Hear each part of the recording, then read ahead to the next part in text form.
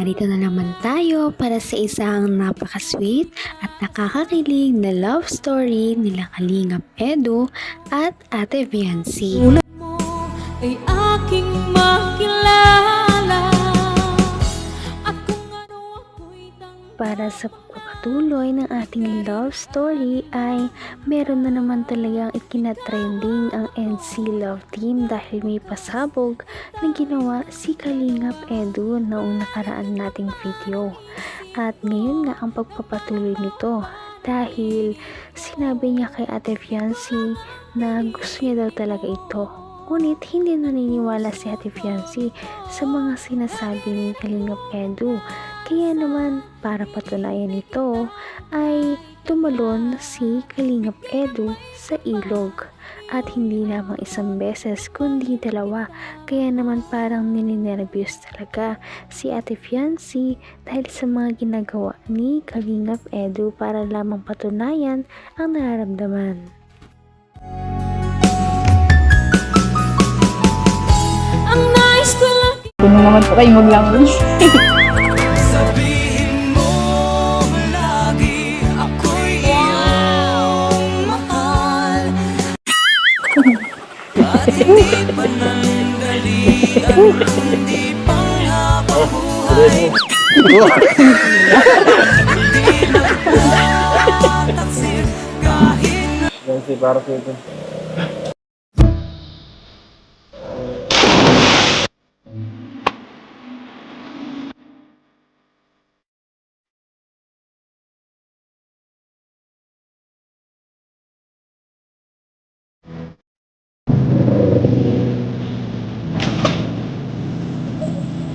Ano? Wala ka? Kamusta? Ay! Ay! Ay! Ay! Ay!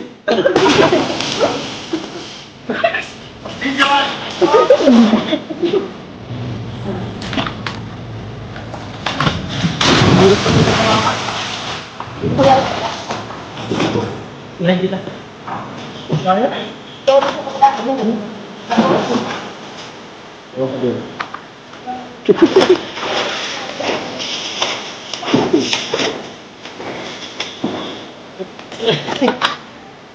Saan daw ko? Yan.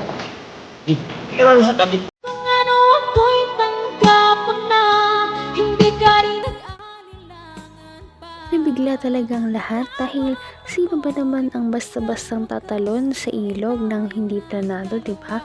Kaya naman nagulat ang lahat dahil tinalon talaga ni Kalingap Edu ang ilog na ito para lamang patunayan kay Ate Viancy na gusto niya na talaga ang dalaga. Saan daw ko? Yan.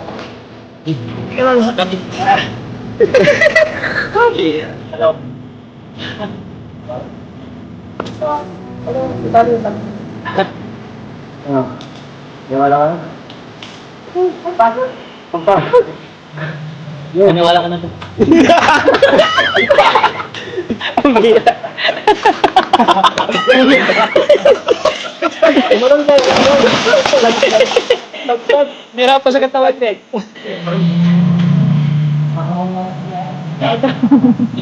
Yan. Edo. Timbay yan. Timbay.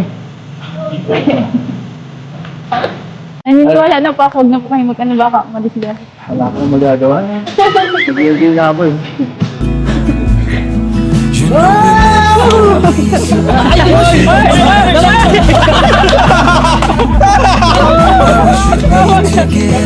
It's heavy weather. We're heading for tonight. You better take what you need, 'cause the time's right now. I'm scared. Kinda sad.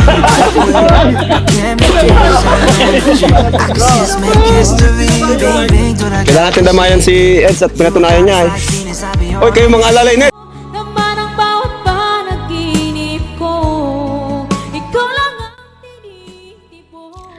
Ang malala pa dito, Talagang hindi isang beses kundi 2 beses talagang tinalon ni Kalingap Edu ang ilog na ito para lamang patunayan kay Ate Fiancé na gusto niya ang dalaga, at si Ate Fiancé naman ay namumula na lamang sa gilid.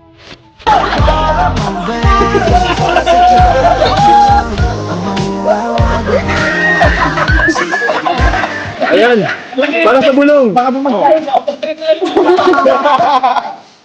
Takbo! Magsalan kayo! Para sa bulong! So, dami ito. Pero si Sam, Tama sa'yo siya. Para sa'yo ito.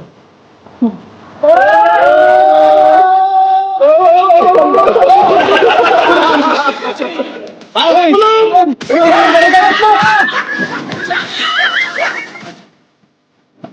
Bro, kinakabahan ako sa'yo, bro. Okay. Naman, ganyan mo.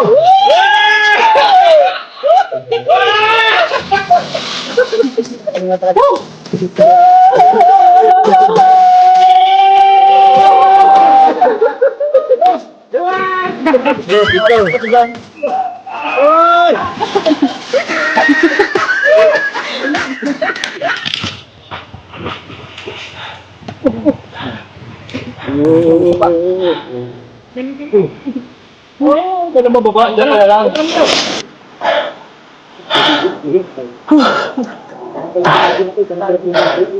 Pagod. So, ano? Hanggang wakas ay tayo ng dalawa.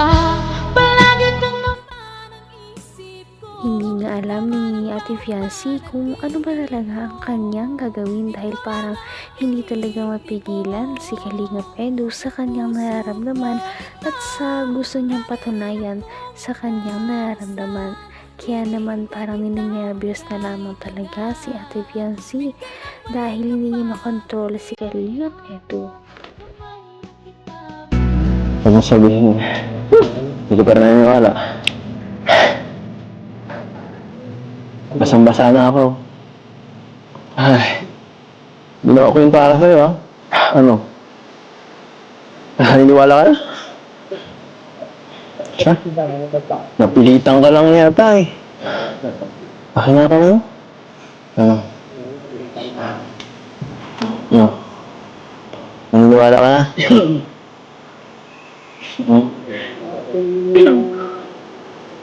Dito ka tumingin.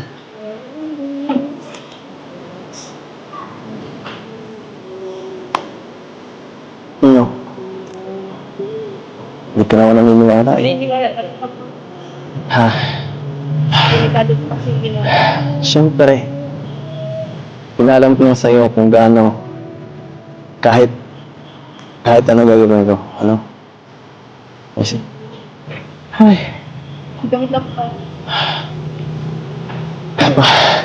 Sige na nga. Ano? Kayatot, no? Pagod ako dun, ha? Napagod ako dun. Ako lang yan nag-enjoy dito, eh. Pero mas masaya ako dahil Grabe talaga ang nagagawa ng pag-ibig. Biruin mo ay napatulong talaga si Kalingap Edu sa isang ilog para lamang patunayan ang kanyang pagmamahal para kay Ate Fiancé. At hindi po yan dyan nagtatapos dahil sa kanilang date na ito ay marami pa talaga siyang mga sinabi at pinatunayan kay Ate Fiancé. Napaka-sweet talaga nila at napakabait ng tambalang ito kaya maraming sumusuporta.